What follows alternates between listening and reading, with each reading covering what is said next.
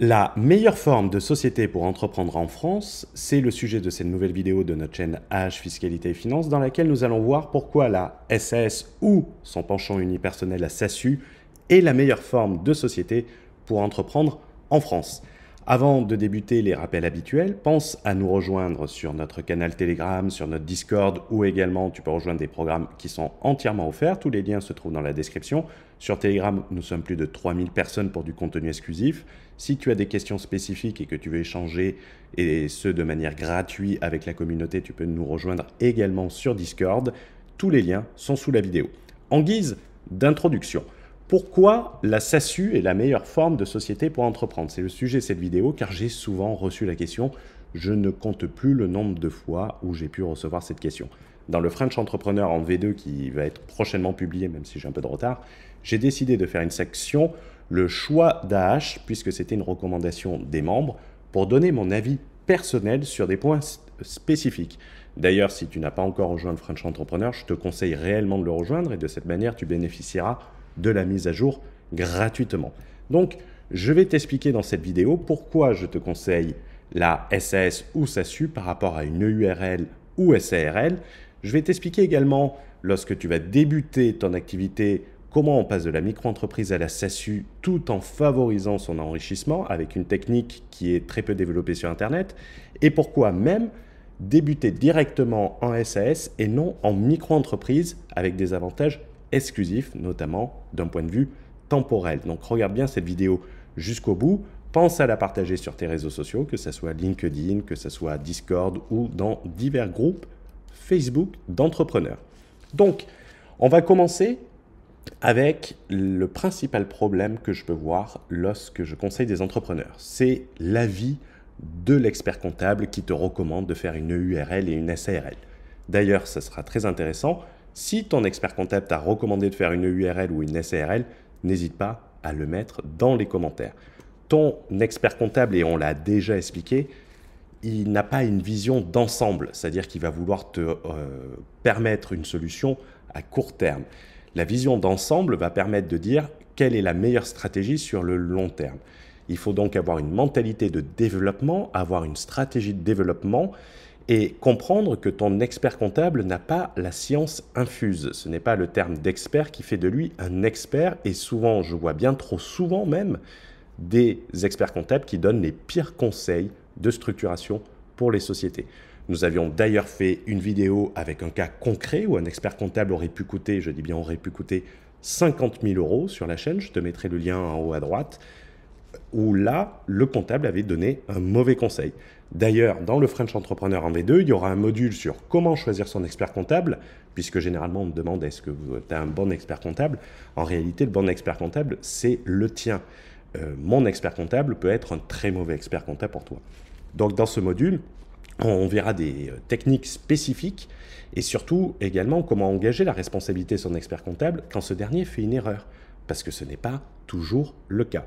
La principale raison derrière la recommandation d'une EURL SARL par un expert comptable et même par les entrepreneurs, c'est les charges sociales et le régime TNS qui sont plus favorables par rapport à une SAS. Donc en gros, on va te dire que tu payeras moins de cotisations sociales sur les salaires que si tu as une SARL et une EURL que si tu crées une SASU. Par contre, il faut avoir conscience que si tu te verses du dividende, tu vas avoir les charges sociales contrairement à une SARL, EURL. On rappelle cependant, et c'est important de le préciser, qu'un salaire est déductible de l'impôt sur les sociétés et que le dividende arrive après le paiement de l'impôt sur les sociétés. C'est quelque chose à prendre en compte également. Pourquoi ne pas faire une SARL, une EURL? Rentrons dans le vif du sujet, même si on ne va pas rentrer dans les détails parce qu'on veut que la vidéo soit courte et concise, mais on va présenter les principaux inconvénients de la SARL et pourquoi, selon moi, c'est la pire des formes pour entreprendre avec une vision long terme et une vision de développement. Déjà, dans une SARL, tu n'as pas de liberté contractuelle pour prévoir le fonctionnement, ce qui est excessivement gênant si tu décides de faire entrer des associés, si tu décides de faire entrer des partenaires. Tu ne peux pas le faire et tu ne peux même pas avoir de clauses particulières qui vont te permettre de faire des gros effets de levier. Tu vas avoir de très grosses difficultés donc pour faire entrer et sortir un associé, prévoir une association, faire rentrer un financier et donc utiliser tous les leviers que ta société te permet. Pour l'investissement immobilier également, si tu mets en place une stratégie pour favoriser ton profil emprunteur et donc faire en sorte de pouvoir emprunter le maximum sur une SARL, si tu mets cette technique sur la SARL, tu vas payer autant de charges sociales que sur une SAS. Autant faire une SAS dès le départ, car transformer une SARL en SAS a un coût. Un petit exercice facile, un petit CQFD, on pourrait l'intituler, tu vas dans l'épicerie à côté de chez toi, il y a de fortes chances que cela soit une SARL ou une EURL. Prends une grosse société, généralement, ça sera une SAS ou une SASU. Alors, pourquoi la SAS est la meilleure forme de société en France? La SAS va te permettre de nombreuses choses, notamment de développer un patrimoine immobilier en travaillant ton profil emprunteur personnel, c'est très important. Ça va te permettre également de faire grandir ta société en faisant rentrer des associés et en gérant notamment la relation avec tes associés. Attention, associé ne veut pas forcément dire 50-50, mais tu peux décider de faire rentrer un financier pour une opération spécifique et assurer le développement de ton entreprise. Demain, tu veux faire entrer un associé sur une SARL, il va t'obliger de transformer ta société en SAS. Tu vas également, lorsque tu vas avoir des associés, avoir différentes classes d'actions, ce qu'on appelle les actions ordinaires et actions de préférence avec des droits spécifiques qui leur sont rattachés. Cela permet de créer du levier juridique et du levier financier pour faire des opérations et développer son entreprise. Et également, lorsque l'entreprise va devenir plus grosse, il sera plus intéressant de se verser un salaire et un dividende à la fin, dividende qui ne sera pas assujetti aux cotisations sociales. Et généralement, lorsque tu as une entreprise qui marche bien, le dividende est plus important que le salaire que tu te verses. Donc, si tu gardes la SARL, tu vas payer une partie de cotisation sociale plus importante sur une rémunération plus importante. D'où l'intérêt d'être en SAS dès le départ. Va se poser maintenant la question de débuter. Généralement, lorsqu'on commence, on va commencer en micro-entreprise, on va avoir une autre solution ensuite, donc reste bien jusqu'au bout. Lorsque nous nous lançons, on va créer une micro-entreprise. C'est une forme excessivement légère avec des avantages particuliers et favorables. Une fois que tu vas atteindre les seuils sur cette micro-entreprise, ce qu'on va te faire faire et ce que les gens font généralement, et ce n'est pas la bonne solution et en plus c'est illégal, mais on va t'expliquer pourquoi tu ne dois pas le faire d'un point de vue financier. Ce qu'ils font, c'est qu'ils ferment leur micro-entreprise pour ouvrir une SAS ou une SARL. D'ailleurs, n'hésite pas à nous dire dans les commentaires si c'est ce que tu as fait pour passer d'une micro-entreprise à une SARL. Cependant, même si cette solution est plus économique, fermer la micro-entreprise et ouvrir une SAS, et qu'elle est moins lourde également, et légèrement illégale, si tu décides de le faire, fais-le de cette manière spécifique, de passer d'une micro-entreprise à une société. Donc pour faire simple, on va faire un schéma. Tu commences et tu crées une micro-entreprise. Cette micro-entreprise, tu vas la faire grossir jusqu'à ce qu'elle atteigne un certain seuil de chiffre d'affaires. À partir du moment où elle va atteindre un chiffre d'affaires et qu'elle va le dépasser sur une période déterminée, tu vas avoir le choix de passer à une société, soit une SAS, soit une SARL, soit une EURL. Au lieu de fermer et ouvrir ton entreprise, tu vas apporter ton activité au sein de ta nouvelle société. Si tu as bien suivi cette vidéo, tu auras créé une SASU. En apportant ta micro-entreprise à ta nouvelle société nouvellement créée, cela va avoir divers avantages et pas des moindres. C'est que de cette manière, en réalité, tu vas valoriser l'activité initiale, c'est-à-dire l'activité de ta micro-entreprise. Imaginons que ta micro-entreprise soit valorisée à 40 000 €.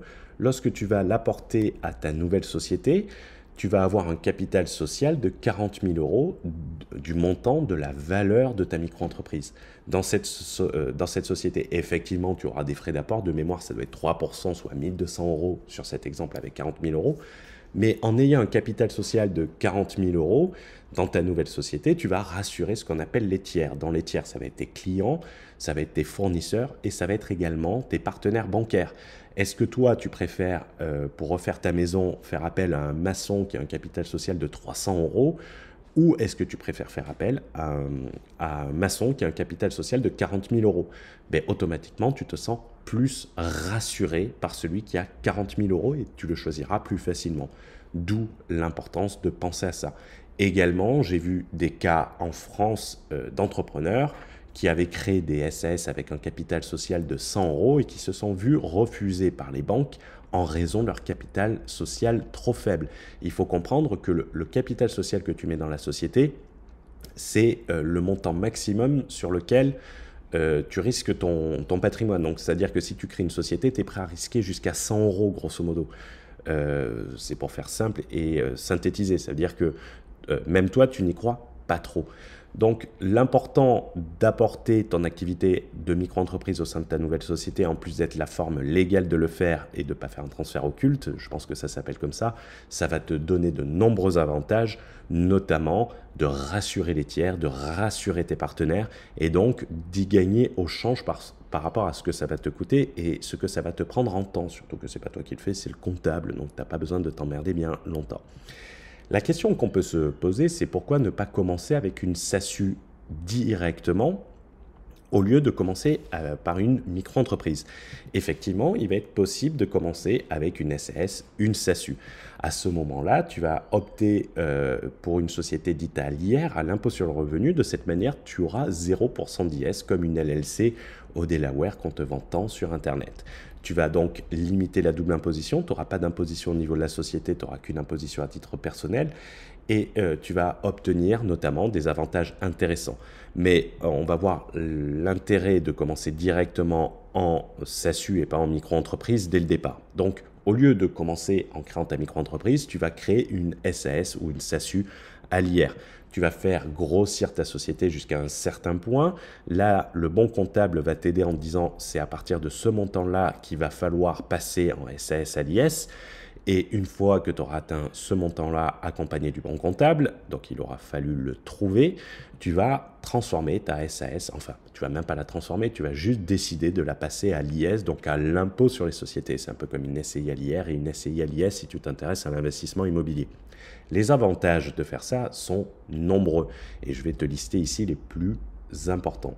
Les avantages de cette structuration, c'est déjà que tu vas t'habituer dès le début à la gestion d'une société, notamment pour déterminer tes marges. Notamment pour le calcul des marges, tu vas savoir quel est le coût d'un comptable, tu vas connaître les coûts de fonctionnement, tu ne vas pas être perdu en passant d'une micro-entreprise à une SAS. Et c'est souvent ce qui pousse les gens à ne pas vouloir passer en société. C'est parce que vu qu'ils ont très peu de frais sur la micro-entreprise, que ce soit d'un point de vue comptable et tout, leurs marges sont très petites. À partir du moment où ils vont passer en SAS, leurs marges ne sont pas suffisantes pour couvrir les frais. Donc, ils ont l'impression de perdre beaucoup d'argent.